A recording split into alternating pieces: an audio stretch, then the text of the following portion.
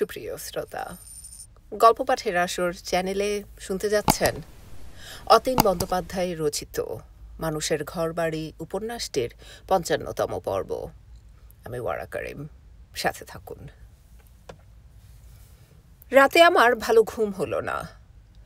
এপাশ ওপাশ করলেই জানি পিলু বলবে, ও দাদা, তোর কি হয়েছে রে?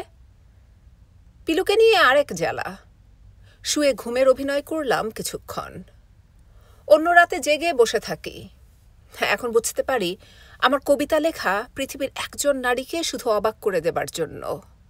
আজ একবারও কোনো একটা শব্দ কবিতার শরীরে আশ্রয় পাবার জন্য মাথায় আগুন জ্বালায়নি, মগজে কোনো রক্তক্ষরণ হয়নি।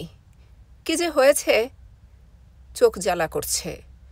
দেখছি কেবল সামনে দাঁড়িয়ে আছে পরী, আর অনেক দূর দিয়ে কোনো নির্জন প্রান্তর ধরে হেঁটে যাচ্ছে লক্ষ্মী। দুই ভালোবাসার পৃথিবীর মধ্যে পড়ে আমি হাঁসফাঁস করছি। লক্ষ্মীর কথা ভাবতেই কেমন ভয়ের সঞ্চার হলো। আমার শেষ দেখার দৃশ্য চোখের উপর ভেসে উঠল। পায়ে আলতা, হাতে শাঁখা, কপালে বড় ধরনের সিঁদুরের টিপ, সিঁথিতে লাল দগদগে একটা রেখা। এসব সে পেল কোথায়?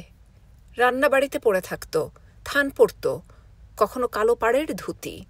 বিধবা সে। নিজেকে বিনাশ করার আগে নববধূর এই বেশটাই আমাকে কাতর করে রেখেছিল। এখন দেখছি লক্ষ্মী আবার আমার কাছে স্বপ্নে সেই বেশেই দেখা দিচ্ছে।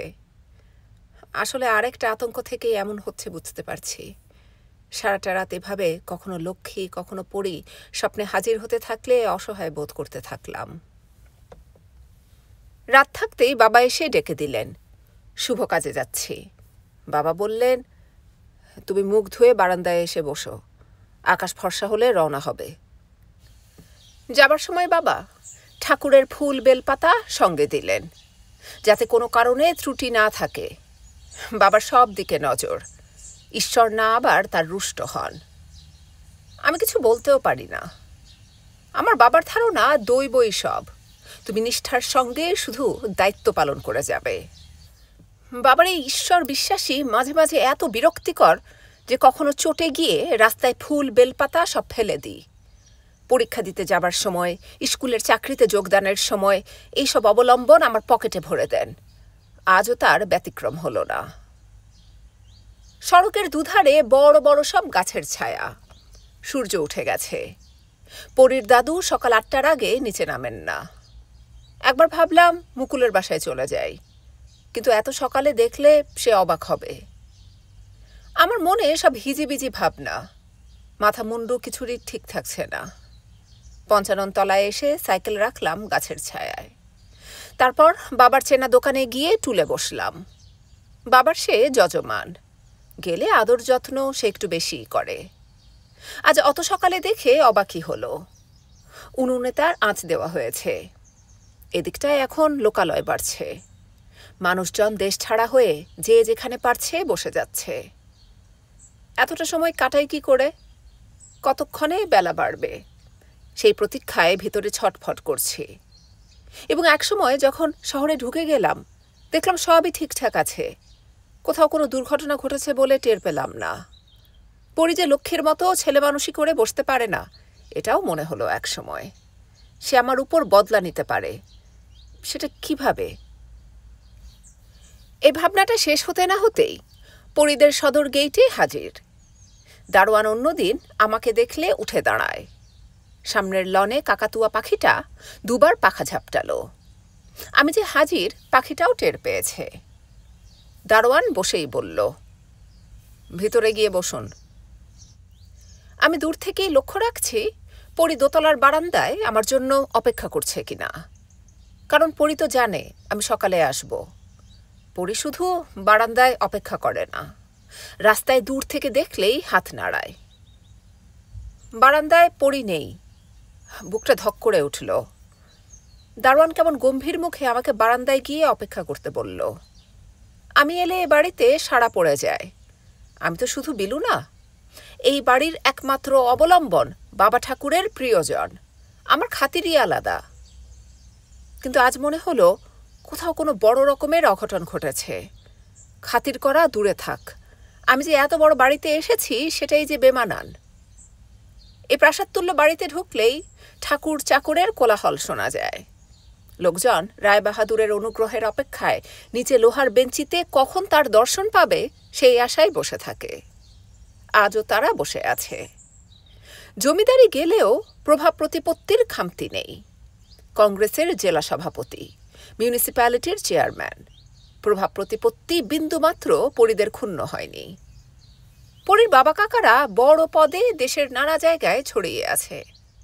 রেলের বড় কর্তা পরীর পিতা ঠাকুর। এত সব বৈভবের মধ্যে পরী বড় হতে হতে কেন যে ইয়ে আজাদি ঝুটা হ্যাঁ শিখে গেল, পরীর এটাই হয়েছে কাল। দাদু বোধহয় ভেবেছিলেন ছেলে মানুষ, বাড়িতে রাজনীতির আবহাওয়া দলছুট হতেই পারে, অবুঝ। পরীদের বাড়ি ঢুকলে আমার এসবই মনে হয়। বারান্দায় এখন দুটো জালালি কবুতর কার্নিশে উড়ে এসে বসেছে, বকবকম করছিল। আমাকে দেখেও কেউ বিন্দুমাত্র গ্রাহ্য করছে না। ভিতরে ঢুকতে যাব। একজন সন্ডামার্কা লোক বলল, কাকে চান? পরীর দাদুর নাম বললাম। বলল, বসুন, নামতে দেরি হবে। আজ আমারও কেন যে এত দুর্বলতা বুঝি না। এই বাড়িতে আর যে কবার এসেছি নিজেকে এত অনুগ্রহভাজন মনে হয়নি, ছোট মনে হয়নি। বললাম, মিমিকে ডেকে দিন। লোকটি আমার অচেনা, নতুন আমদানি হতে পারে। মিমিকে ডেকে দেবার কথায় বেয়াদপির আভাস পেয়ে লোকটা তেরচা চোখে আমাকে দেখতে থাকলো। ধুস, এমন জড়তায় আমাকে কেন পেয়ে বসলো? স্বাভাবিক থাকতে পারছি না। আমি তো হল ঘরটায় ঢুকে যেতে পারি, কোনোদিন অনুমতির দরকার হয়নি। কিন্তু আজ দেখছি সব অন্যরকম। আসলে কৃপা প্রার্থী বলেই হয়তো স্বাভাবিক বোধবুদ্ধি আমার আজ কাজ করছে না। মনে মনে বেপরোয়া হয়ে উঠছি। আর তখনই মনে হলো কেউ নামছে। ভিতরে ঢুকে গেলাম। পরীর দাদু আমাকে দেখেও দেখলেন না। আর এই লোকটাই কাল সকালে হাত ঝাঁকিয়ে বলেছিল, দোহাই বিলু, তোমার চাকরিটার কথা মিমি যেন টের না পায়। আজ সেই মানুষটা কেমন ঠান্ডা চোখে আমার দিকে তাকিয়ে বললেন, বারান্দায় গিয়ে বসো, ডেকে পাঠাবো। মগজে মনে হলো কেউ ঠুক করে একটা পেরেক গুঁজে দিল। এক অসহ্য পীড়ন কিংবা অপমানের জ্বালা দগদগ করে ফুটে উঠছে সারা মুখে। আমিও পাগলের মতো বললাম, উপরে যাচ্ছি, পরীর সঙ্গে দরকার আছে। পরী? সে কে? আমার হুঁশ ফিরে এলো। মিমিকে আমি পরী বলে ডাকি। মিমি কলেজের প্রথম দিন থেকেই যে আমার কাছে পড়ি সেটা আমি ছাড়া আর কেউ জানত না। পরীর কাছেও আমি সোনাবাবু নই, আমি বিলবো। হুঁশ ফিরে এলে বললাম, মিমির কাছে যাচ্ছি। ও তো এখন কোথায় বের হবে? যাক, পরী ভালো আছে। পরিশেষে লক্ষ্মীর মতো কিছু একটানা করে বসে। সেই আতঙ্কে রাতে ঘুম হয়নি। পরিবের হতেই পারে, সে পার্টি অফিসে যেতে পারে কিংবা পার্টির হয়ে লড়ে যেতে পারে। কোনো নাটক থাকতে পারে পার্টির, তার রিহার্সাল থাকতে পারে, কিংবা প্রেসে খোঁজ নিতে পারে কাভারের ব্লক হয়ে এসেছে কিনা। পরি বসে থাকার মেয়ে নয়। কখন যে পড়ে আর এত ব্রিলিয়ান্ট রেজাল্ট কি করে করে আমরা ধরতেই পারি না। পরি তার ঘরেও আমাকে নিয়েই বসিয়েছে। ঘরটা সাদামাটা, একটা তক্তপোষ আর একটা টেবিল। পরীর বেশবাসও সাধারণ। ওর পছন্দের মতো লতাপাতা আঁকা সাদা সিল্ক। খুব সাজগোজ করলে সে লাল রঙের ব্লাউজ, লাল পাড়ের শাড়ি পরে।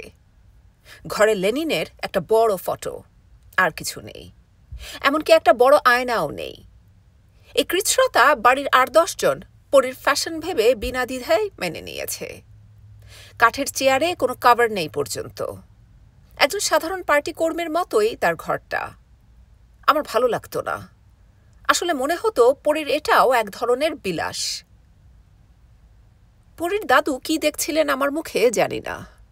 তিনি বেশ শান্ত গলায় বললেন, পরেশ এসেছে। পরেশচন্দ্র? সে কেন? পরীর দাদু আবার বললেন, পরেশের সঙ্গে কোথায় যেন যাবে, তুমি বরং আরেকদিন এসে দেখা করো। আমার সারা শরীরে মনে হলো কেউ আগুন ধরিয়ে দিয়েছে। আমার তো পরীর সঙ্গে দেখা করার কথা না, পরীর দাদুর সঙ্গে দেখা করার কথা। তিনিই তো অনুনয় বিনয় করেছেন, তিনিই তো ছুটে আমাদের বাড়ি গেছেন, বাবাকে রেলের চাকরির লোভ দেখিয়ে এসেছেন। এক রাতের মধ্যে এত বড় গণ্ডগোল হয়ে গেল, তিনি ভুলে গেলেন? সে কি করে হয়? আজ তো তিনি আমায় আসতে বলেছিলেন। পরী, পরেশচন্দ্র, তুমি আরেক দিন এসো, এসবের মানে কি?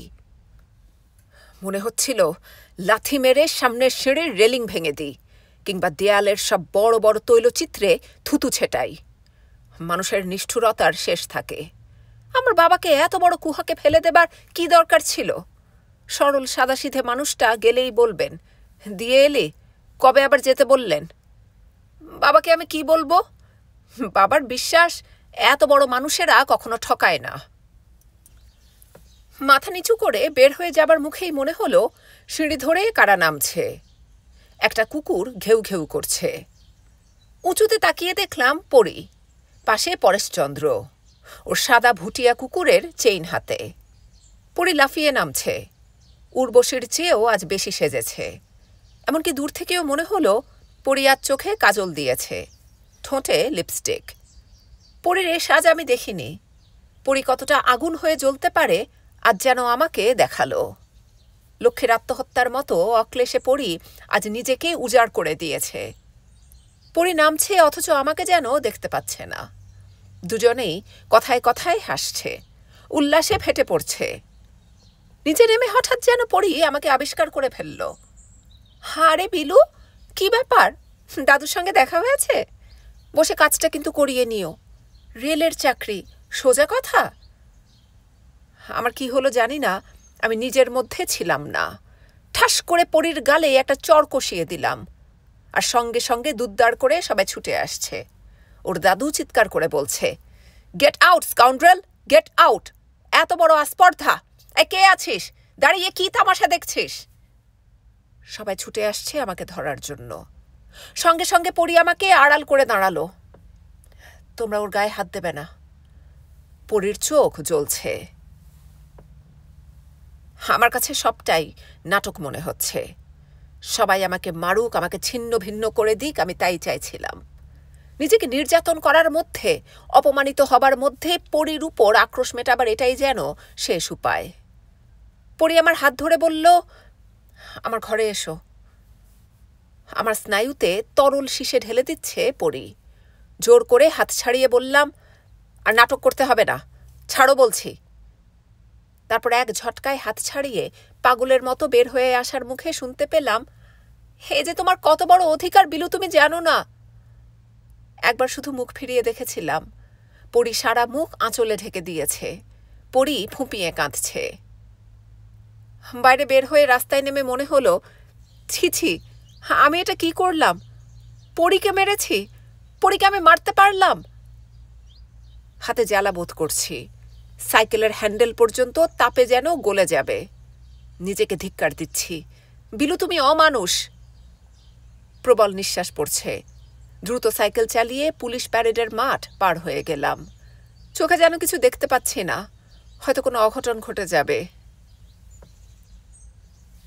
সামনেই সেই ধোবিখালের মাঠ।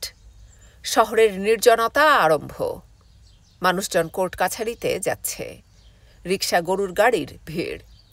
আমি মাঠের মধ্যে সাইকেল ছুঁড়ে ফেলে চিৎপাত হয়ে শুয়ে পড়লাম। মনেই থাকলো না আমার পিলুর মতো একটা ভাই আছে। আমার অস্তিত্ব জুড়ে শুধু পরী। পরীকে আমি মেরেছি। ডান হাতটা কেমন অবশ ঠেকছে। পরীর সেই শঙ্খের মতো সাদা রঙের গালে 5টা আঙুলের ছাপ লাল হয়ে ভেসে আছে। বললাম, পরী আমি সত্যি অমানুষ, জীবনেও আর তোমাকে মুখ দেখাতে পারবো না। ঘাসের মধ্যে কিছুক্ষণ শুয়ে থাকলাম, বসে থাকলাম। কি করব, কোথায় যাব বুঝতে পারছি না। বাড়ি যেতে ইচ্ছে করছে না। ক্ষুধা তৃষ্ণার কথা ভুলে গেছি। এখানে বসে থাকাটাও নিরাপদ নয়। লাল দিঘির ধার ধরে চেনা জানা কেউ আসতেই পারে, দেখে ফেলতে পারে। চুপচাপ এখানটায় বসে থাকতে দেখলে তারা বিস্মিত হতে পারে। কিছুটা সাইকেল চালিয়ে গেলে চৈতালিদের বাড়ি। ওর দিদিরা আমাকে চেনে। লাল দিঘির ধারে আমরা বিকেলে অনেক দিনই বেড়াই। পাশের বাড়িঘরের তরুণীরাও চেনে। নাম জানে না হয়তো, কিন্তু চেনে। আমরা যেমন শহরে সব সুন্দরী তরুণীদের চিনি, তারাও যে চেনে না সেটা অবিশ্বাস করি কি করে। দুপক্ষই খবর রাখে, আমরা কারা তারা কারা। এখানে বসে থাকাটা নিরাপদ ঠেকল না। উঠে পড়লাম। পরীকার জীবনেও মুখ দেখাতে পারবো না। কে যেন ভিড়ের মধ্যে চিৎকার করে উঠেছিল, গুন্ডা বদমাশদের কে ঢুকতে দিল, পুলিশে দিন স্যার। এখন সব মনে পড়ছে। পুলিশে দিলেই ভালো হয়। আমি যেন তাই চাইছিলাম। পরি আমাকে নিয়ে তাহলে আর মজা করতে পারবে না। পরি ইচ্ছে করেই পরেশকে ডেকে পাঠিয়েছে। আমাকে চূড়ান্ত অপমান করার জন্য পরি আগুনের মতো সেজেছে। পরি তার দাদুকে দিয়ে অপমান করিয়েছে। পরির জেদ আমি জানি। আমি সত্যি বলছি, এত অপমান সহ্য করতে পারিনি। পরীকে আমার সহসা বেশ্যা নারীর চেয়েও অধম মনে হয়েছিল। পরি, বিশ্বাস করো, আমি ইচ্ছে করে মারিনি। আমি তোমার হাতের খেলার পুতুল হতে চাই না। আমাকে নিয়ে তুমি যা খুশি করবে। আমি নিজেকে সামলাতে পারিনি। তারপরেই মনে হলো পরি চড় খেয়ে বলছে, হে তোমার কত বড় অধিকার বিলু, তুমি জানো না। আর সঙ্গে সঙ্গে পরির জন্য ভিতরটা হাহাকার করে উঠল, দুমড়ে মুচড়ে যেতে থাকল। চোখ ফেটে জল বেরিয়ে এলো। আমাকে আড়াল করে দাঁড়ালো, শাসালো, কেউ ওর গায়ে হাত দেবে না। সব মনে পড়তেই অস্থির হয়ে পড়লাম। আমি যেন এখানে থাকলে আরও ভেঙে পড়ব। যত দূরে এখন চলে যাওয়া যায়। সাইকেলে চেপে উন্মাদের মতো নিজের কাছ থেকে পালাতে চাইলাম। বড় বিপন্ন বোধ করছি। কোথায় যাব? কার কাছে যাব? যেখানেই যাই না কেন আমি ধরা পড়ে যাব। মুকুলের কাছে গেলে আমি ভেঙে পড়ব। মুকুল এত বেশি আমাকে টের পায় যে তার কাছে কিছুই গোপন করতে পারবো না। মুকুল খোলা আকাশের মতো উদার, সে টের পাবে। পরীকে তবে যে আমি সহ্য করতে পারি না, এই কারণ। তুমি বিলু মরেছ। এই মরণ ঠেকাবার যে কেউ নেই। মরণ তোমার হাতে। তুমি গলায় নিজের অজ্ঞাতে ফাঁসের দড়ি ঝুলিয়ে দিয়েছ। শান্ত হয়ে বসো। তারপরই ডাকবে, বৌদি, বিলু এসেছে, 2 কাপ চা। বিলু মরেছে জানো। আর বৌদি সব শুনে বলবে, তুমি পরীকে মেরেছ? ছি ছি, পরী তোমার জন্য এত ভাবে। পরী কত দুঃখ করে বলেছে, বৌদি জানো, বিলুটা কলেজ ছেড়ে দিল, প্রাইমারি স্কুলে মাস্টারি নিল। আচ্ছা বলো বৌদি, ওর মধ্যে আগুন জ্বালিয়ে দিতে পারলে সে পুড়বে আর পুড়বে। যত পুড়বে তত সে খাঁটি মানুষ হবে। বড় কবি হতে গেলে যে নিজেকে পোড়াতে হয় বৌদি। তারপরে মনে হলো কি আজে বাজে ভাবাবেগে ভুগছি। আমি উদ্ভ্রান্তের মতো সাইকেল চালিয়ে যাচ্ছি। যে কোনো দিকে এখন আমার যাওয়া দরকার। মানুষের এই বিপন্ন বিস্ময় বড় আচমকা সবকিছু লণ্ডভণ্ড করে দেয়। এখন শুধু এক অন্তর্গত খেলা। আমার এই অন্তর্গত খেলা কোন নদীর পাড়ে নিয়ে যাবে আমি জানি না। ভাঁকুড়ির রাস্তায় পড়ে আরো গভীর নির্জনতা টের পেলাম। কত বেলা হয়ে গেছে। চারপাশে ধানের মাঠ। সরু পথ ধরে কিছুটা গেলে রেশম গুটির গভীর জঙ্গল। নিজেকে আড়াল করার এর চেয়ে নিভৃত জায়গা যেন পৃথিবীর আর কোথাও নেই। মানুষের সাড়া শব্দ নেই, শুধু কীটপতঙ্গের শব্দ পাচ্ছি। কিছু গাংশালিক উড়ে এলো, ডালে পাখি কিচিরমিচির করছে। ওরা দেখছে গাছের নিচে বসে আছে এক প্রাণ, নাম যার বিলু, যে নিজের কাছ থেকে পালাতে চাইছে, যেন এই পালানো কোনো গভীর অন্ধকার থেকে উঠে আসা। গভীরতায় তার নকল রহস্য ছুঁয়ে যায় তার তীব্র রক্তক্ষরণ, পরিণাম গলায় কোনো রজ্জুর ফাঁস। এই পর্যন্ত ভেবে মনে হলো না, ঠিক হয়নি, বুঝি এগুলো সব এলোমেলো ভাবনা। শুয়ে থাকা আকাশ আপন মনে উদার হয়ে উড়ে যায় যাক পাখিরা, মেঘেরা উড়ে আসবে কোনো ফুলের উপত্যকা পার হয়ে। ঢেকে যাক সুন্দর শ্যামল পৃথিবী, নিচে আছে সবুজ ধানের মাঠ। গাং ফড়িং লাফায়, এক গিরগিটি হাঁটে। বড় প্রত্যক্ষ দৃষ্টি। ক্ষুধা তার একমাত্র বৃত্তি, আহার তার একমাত্র অহংকার। সে জানে না মেঘেরা উড়ে আসে, যায় যাক পাখিরা উড়ে। আমি বিড়বিড় করে বকছিলাম। বললাম, পড়ি, আমি চলে যাব বহুদূরে। আমি উবু হয়ে শুয়ে থাকলাম। মাথার মধ্যে শব্দগুলি খেলা করছে। পাখিরা আমার চারপাশে খেলা করে যাচ্ছে। পাখিরা আমাকে ভয় পাচ্ছে না, কারণ তারা জানে পাখির সঙ্গে আমার কোনো শত্রুতা নেই। আমার সব শত্রুতা পরীর সঙ্গে। একটা খরগোশ কোথা থেকে লাফিয়ে আমার সামনে বসল। আমি কত নিথর হয়ে আছি টের পেলাম। নড়লেই ছুটে পালাবে, নড়ছি না, কিন্তু চোখ দেখে কি টের পায় আমার মধ্যে কোনো আত্মহননের প্রবণতা জেগে উঠছে। এই প্রথম নিজেকে আমি ভয় পেতে শুরু করলাম। বেলা গড়িয়ে যাচ্ছে। খরগোশটা চলে যাবার সময় যেন শুধু বলে গেল, বেঁচে থাকো, বেঁচে থাকার চেয়ে বড় কিছু নেই। আমি কখনো বসে আছি, কখনো জঙ্গলে হেঁটে বেড়াচ্ছি, পলাতক আসামি। কে জানে সবাই জেনেও ফেলেছে কিনা। বাড়িতে বাবা অস্থির হয়ে পড়বেন জানি। বাবা, মা, পিলু, সবাই। পিলু সাইকেলে যদি খুঁজতে চলে যায়, সঙ্গে সঙ্গে কত বড় আহাম্মক আমি সেটা টের পেলাম। পিলু গেলেই শুনতে পাবে আমি ওখানে কি বিশ্রী ব্যাপার ঘটিয়ে পালিয়েছি। পিলুকে দারোয়ান, পরীর দাদু, ঠাকুর, চাকর সবাই চেনে। আকাশের রং পাল্টাচ্ছে, গভীর অন্ধকার হয়ে গেল। আমি উঠে দাঁড়ালাম।